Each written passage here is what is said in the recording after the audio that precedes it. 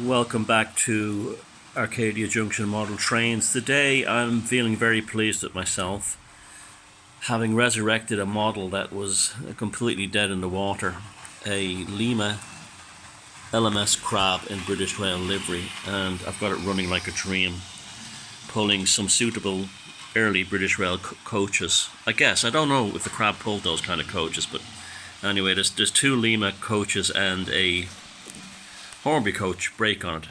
Hornby Stanier brake, which is definitely the LMS. Now, first, this model is from the 80s, and the first time I came across it was my cousin in England had the LMS beautiful red one with Rivarossi coaches, which looked fantastic, but was they were actually HO coaches. It didn't matter because they looked so good. But he showed it to me, and I just fell in love with the model. So when an opportunity came to buy one that was listed on eBay as being working, came into my sphere of things, I jumped on it and I got it for an okay price. Took it home, took it out of a shipping package, and it was completely dead. And it was really dead. It was really a mess. And it's your classic eBay, you take your chance kind of thing. Let's stop right here so you can have a look at her. Okay.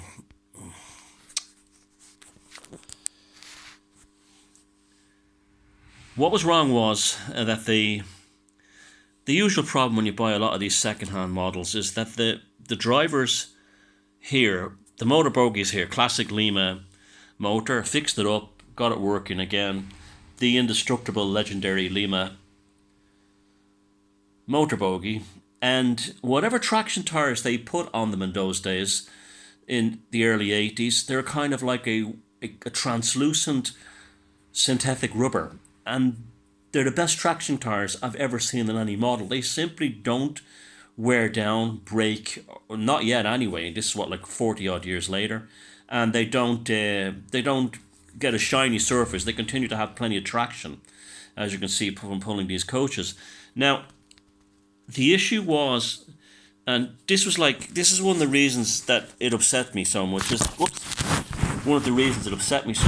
that I hate working on steam locomotives because of quartering and the drive gears, the driving rods and all that stuff being broken. What happened was, when I opened it up, I discovered that there was a kind of a lead type weight, or some kind of die cast weight in there, that had expanded outwards from zinc pest or Mazak rot. Kind of unusual for Lima, because you don't get a lot of problems like that with Lima, with Mazak rot and zinc pest and so on, because they tend to use things like steel. Like in the diesel locomotives, they often use a steel bar.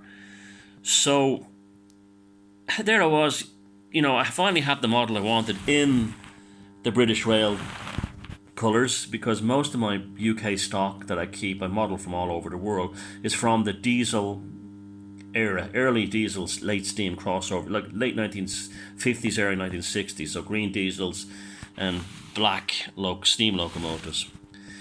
And I took that out and I filled the thing full of weight at the top, and by some miracle of science managed to get the wheels all back in without destroying the quartering. But they were still stiff because the plastic had been pushed apart by the expanding Mazok zinc pest weight. So I put a kind of those one of those pliers that are held in place with the locking pliers, and put it not far near in a warm place, and for 24 hours, and it came back to the right size. Then I put extra pickups on the side that needed them, and we have now a model that's just amazing. I'm really happy with it. I also painted the running gear very lightly now with Vallejo black brown paint to take it. They were unbelievably shiny, so that I didn't paint too much, so I didn't jam the gears, but enough that they would move freely. And I'm over the moon. It runs really beautifully. I can't say enough about Lima models. They were almost made back in the day for people like us, guys, like years later to repair them and fix them up so they've come back to life.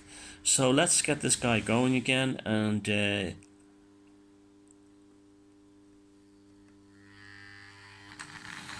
put him around the layout. Yeah, I just can't say enough good things about Lima. They're just wonderful products, and they really knew what they were doing, using mostly plastic in their models and that kind of thing. And what can you say? I mean, yeah, I was very disappointed that it didn't work out of the box, but here it is now, working great, and we're all happy. And what more could you ask for? And again, it's a lovely model. I didn't want the LMS, you know, crimson red one. I was happy with this one.